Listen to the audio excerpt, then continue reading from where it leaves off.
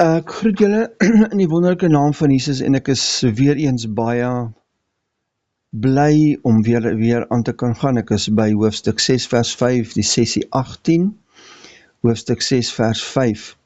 En ons sien, moet so 'n bietjie in herinnering roep, ons weet waar kom hierdie vrou nou vandaan, ons weet het sy deurgegaan, sy het hierdie vervolging van haar eie mense gehad, hulle het haar geslaan, hulle het haar kleed van haar afgeruk, en ten spyte van dit, was daar nie bitterheid in haar lewe nie, maar sy het geweet dat die Here is in beheer van haar lewe en sy het net lof en aanbidding teenoor hom gebring, in steede van bitterheid en kwade gevoelens en al daardie goed. Kom ons gaan kyk nou hoofstuk 6 vers 5, draai u oë van my af weg, want hulle verskrik my. Dit is nadat sy deur al hierdie goed gegaan het.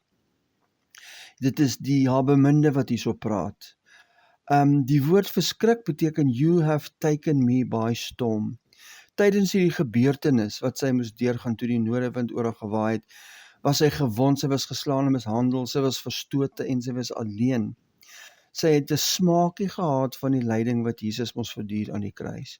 Haar balsembeddings het die geur gegee, sy het niemand veroordeel wat haar skade aangedoen het nie, maar sy het net geure van liefde en vergifnis versprei tydens hierdie gebeurtenis.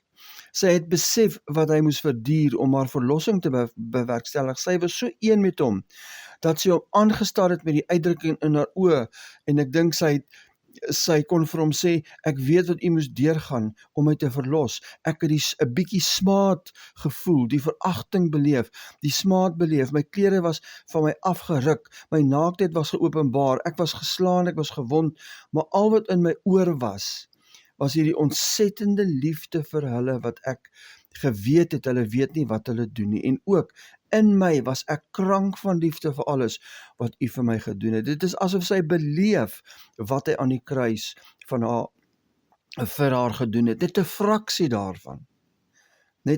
daarvan, want hulle verskrik my, draai u oë van my af weg, want hulle verskrik my. Haar oë was groot van die belewenis wat hy moes deurmaak tydens die lydingsweg, wat hy moes stap. Dit was so groot realiteit in haar lewe tydens hierdie gebeure, dat hy dit in haar oë gesien het. Daarom sê hy, draai u oë van my af weg, want hulle verskrik my. Hy moes sy belewenis van die kruis weer herleef het, toe hy in haar oë gekyk het, en dit het hom oorweldig. Daar kan geen groter eenheid tussen twee mense wees, wanneer albei dieselfde ervarings beleef het nie. Hierdie ervaring wat sy beleef het, het 'n meer intieme eenheid tussen hulle gebring, wat op geen ander manier so kon bewerk word. En sy moes ervaar wat hy ervaar het, om sodoende 'n eenheid te bewerk, wat nie in woorde uitgedruk kan word nie. Christus se begeerte is dat al sy kinders hom sal leer ken, om hierdie intieme verhouding tussen ons en hom te kan beleef. Hoofstuk 6 vers 5b tot 7. U hare is soos kuddebokke wat van Gilead af golf. Hier verwys hy na haar hare wat spreek van onderdanigheid en sterk toewyding. Gilead was die berg waar die bokke gewy het, wat voorberei word om geoffer te word. Sy is voorberei om deel te hê aan sy lyding en toe te voeg tot die liggaam. Kolossense 1 vers 24 sê, nou verbly ek my in my lyding vir julle en vul in my vlees aan die oorblyfsels van die verdrukking van Christus vir sy liggaam wat die gemeente is. Ons moet ook saam met Christus ly. Dis baie duidelik in die skrif, ons gaan nou daarna kyk. U tande is soos 'n kudde skaapooie wat van die drinkplek af opkom. Dit spreek van haar kapasiteit om die geestelike waarhede te verteer wat hy in haar wil openbaar tydens hierdie lydingsweg, om die eenheid tussen hulle te verdiep, wat almal tweelinge het. Dan spreek ook van die orde, omdat dit netjies uitgelê is, en tweelinge spreek van 'n dubbele porsie. En geen een onder hulle sonder lam nie. Dit verwys na vrugbaarheid. Daar's vrugbaarheid in haar lewe. Hierdie Christuslewe kom na vore. U slape is soos 'n granaatskyf deur u sluier heen. Sy is oop en bloot voor hom. Hy kon deur die venster van haar siel inkyk en al haar emosies beleef, en hy kon die meegevoel van sy lyding in haar sien, en die gebeure van die kruis het weer voor hom afgespeel. Nou wil ek net 'n paar skrifte noem, Romeine 8 vers 17. En as ons kinders is, dan ook erfgename van God en mede-erfgename van Christus. As ons naamlik saam met hom ly, sodat ons ook saam met hom verheerlik kan word. Dit stap hand aan hand, hierdie twee dinge, lyding, verheerliking. Filippense 1:29, omdat dit aan julle ter wille van Christus genadiglik gegee is, om nie alleen in hom te glo nie, maar ook vir hom te ly. 2 Timoteus 1 vers 8 sê, skaam jou dan nie oor die getuienis van ons Here Jesus oor my, sy gevangene nie, maar ly saam verdrukkinge van die evangelie, na die krag van God. 2 Timoteus 2 vers 3, ly dan verdrukking soos 'n goeie krygsman van Jesus Christus. 2 Timoteus 4 vers 5, want ons ligte verdrukking wat vir 'n oomblik is, bewerk vir ons 'n alles oortreffende ewige gewig van heerlikheid. Lyding werk verheerliking. Lyding bewerk verheerliking. 2 Korintiërs 4:17. Romeine 8:18, want ek reken dat die lyding van die teenwoordige tyd nie opweeg teen die heerlikheid wat in ons geopenbaar sal word. Met ander woorde, alle lyding wat ons op hierdie aarde ontvang, kan nie opweeg, dit kan nie vergelyk word met die heerlikheid waarmee ons bekleed gaan word nie.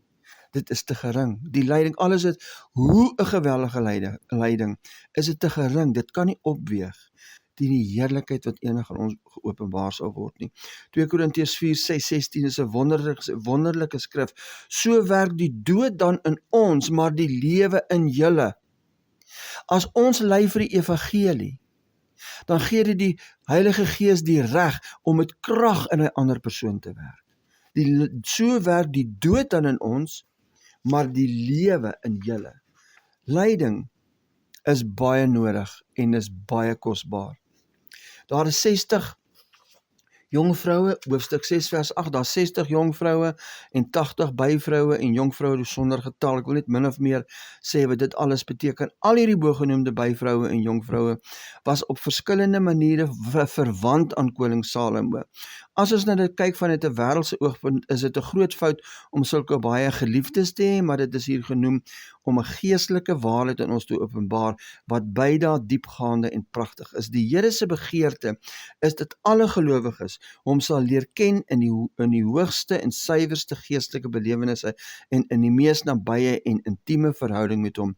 Korporatief gesproke is die bruid van Christus een.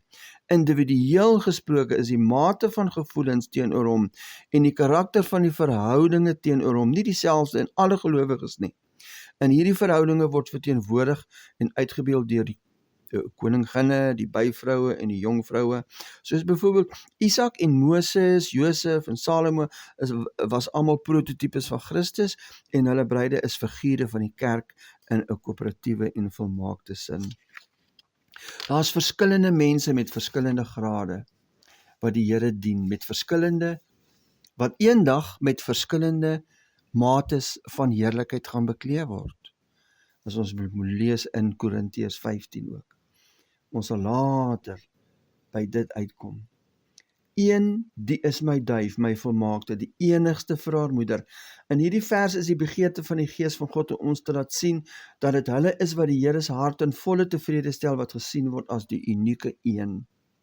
Die afleiding wat gemaak word, is nie dat daar alleenlik een gelowig is wat hierdie staat op bereik het nie, maar dat almal wat tot 'n staat van geestelike volheid gekom het, in sy oë gesien word as een. Hy doen die werk in ons, en as jy en daai ander persoon met mekaar kom, wat die Here dieselfde werk gedoen het, dan beleef jy net, wow, maar ons is een, ons sien dinge dieselfde, ons is een in gees, en so aan. Hulle is ongetwyfeld 'n spesiale groep met 'n spesiale plek in die koninkryk van God. Hierdie groep, wat deur die geliefde maagd verteenwoordig word, leef in die gees. Hulle is soos 'n duif, wat 'n alleen oog vir Christus het, en onbevlek in die sin van totaal en al afgesonder vir God. Nou onthou, afgesonder beteken nie altyd ek moet in my een klein plekkie gaan wegkruip nie. Afgesonder vir God beteken om die wêreld, sy begeertes en die sondes en alle goed een kant toe te skuif, en jy kan in 'n koöperatiewe wêreld wees, maar jy kan nog afgesonder wees vir God. Sy is die uitverkorene vir die een wat haar gebaar het. Daarom, in hulle wie se lewens dit vir God moontlik was om baie te kon werk, is hulle wat altyd oop is om baie te ontvang. Die Here wil in jou werk, maar as jy dit nie toelaat nie, kan hy niks doen nie. As jy altyd so uitpop en uitspring uit moeilike omstandighede, dan kan hy nie die werk in jou doen wat hy graag wil nie. In hulle wie se lewens dit vir God moontlik was om 'n groot werk te kon doen. Maar in 'n mindere mate is hulle wie God beperk om sy werk van genade in hulle lewens te kon doen. Met ander woorde, as ons God verhoed om in ons lewe te werk, dan beperk ons hom om sy werk van genade in ons lewe te doen. So ons moet hom toelaat, ons moet oorgee, ons moet sê, Here, hier is ek, kom werk in my. Ons moet 'n heilige, algehele oorgawe wees aan hom. Hoofstuk 6 vers 10. Wie is dit wat daar opkom soos die dageraad? 'n Nuwe dag het in haar lewe aangebreek. Geen skadukolle is meer in haar lewe te vind nie. Ekskuus, mooi soos die maan, rein soos die son. Sy is in haarself dood soos die maan, lewensloos soos die maan, sonder atmosfeer, soos wat die maan is, maar sy is gevorm as een nuwe hemelse liggaam en is in kontak met die verborge son wat Christus voorstel, waarvan sy al haar lig verkry as getuie. Soos wat die maan op die son gerig is, ontvang hy lig wat hy reflekteer. Ons reflekteer die lewe van Christus.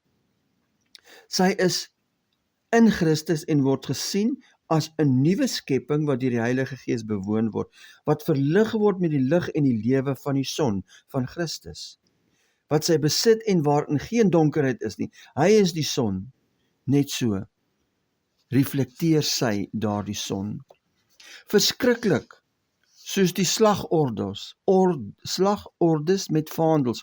Sy dra die vaandels van oorwinning. Sy het 'n lied van oorwinning. Vir demone, sonde en die wêreld is sy 'n verskriklike bedreiging. Hulle waarsku mekaar oor haar en neem kennis van haar as hulle haar sien. Omstandighede beheer nie haar lewe nie, maar die vrug kom voort vanuit haar binneste waar Jesus woon. Hy leef vrylik deur haar en sy geniet sy lewe. Hy het haar lewe geword waardeur sy lewe en die vrug vloei voort vanuit Christus wat in haar woon en omstandighede buitekant beïnvloed nie haar optrede nie. Haar emosies beïnvloed nie haar optrede nie. Sy leef in oorwinning en die duiwel kan niks meer aan haar doen nie, want Christus het haar lewe geword en dit is 'n oorwinningslewe oor sonde, die selflewe en die duiwel. Sy reflekteer die lewe van Christus en wanneer die vyand haar sien hulle dat sy in die autoriteit van Jesus loop, in sy opstandingskrag. Sy loop in alles wat hy aan die kruis vir haar gedoen het en vir ons gedoen het, alles wat hy bewerkstellig het om haar in oorwinning te sit. Sy leef vanuit al daardie volbragte werk wat hy gedoen het. Daarom dra sy die vaandels van oorwinning. Die vyand kan niks meer aan haar doen nie. Sy lig hierdie vaandels op, ek is verlos, ek is vry van Satan, ek is vry van sonde, en sy hou hierdie vaandels op. Mense kan haar nie verlei nie, sy staan teen verleiding, sy sien dit raakkom, sy is naderkom, sy het onderskeiding, sy is baie sensitief oor invloede van buite af oor haar lewe. Dit is hoe hierdie maagd nou leef. En ons gaan nou volgende keer sien, sy is nou gereed. Vir wat is sy gereed? Sy is gereed om uit te gaan en vrug te gaan dra. Sy is gereed om weer terug te gaan in die wêreld en te leef, soos wat die Here waar hy haar ook plaas, en oral waar hy haar plaas, gaan haar vrug wees. Daar gaan hierdie Christus lewe wees, wat uit haar uitvloei, wat die mense gaan sien, wow, hierdie vrou is anders. Hierdie vrou het 'n salwing op haar, en jy is versigtig as jy met haar praat. Jy weet, sy behoort aan die Here, en jy weet, jy kan nie met haar mors nie. Is dit nie wonderlik nie? Is dit nie hoe die Here wil hê ons moet leef nie? Vader, ons kom na U toe in hierdie oggend.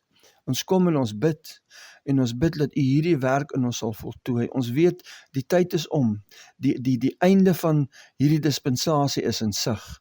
En ek weet, Daniel het gesê, U gaan 'n koninkryk oprig in hierdie dae, wat tot in ewigheid nooit vernietig sal word nie. En dit is ons, die kerk, die bruid van Christus, wat U besig is om op te rig. Here, ek bid dat U oë sal oopmaak, dat U openbaring sal gee, dat U harte sal oopbreek, Here, dat ons ontvanklik sal wees vir U Heilige Gees om in ons lewe te werk, om ons 'n standvastige kerk te maak, Here, 'n standvastige bruid te maak, Here, wat ons die krag en die demonstrasie sal lewer van wat by die kruis gebeur het. Ons bid dit, Vader, in Jesus se wonderlike naam. Amen.